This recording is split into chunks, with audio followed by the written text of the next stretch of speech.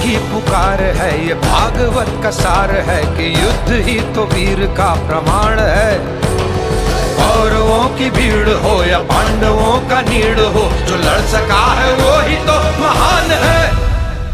जीत की हवस नहीं, किसी पे कोई वश नहीं, क्या जिंदगी है ठोकरों पे मार दो। मौत अंत है नहीं तो मौत से भी क्यों डरे, ये जाके आसमान में दहाड़ दो। आरंभ है प्रचंड बोले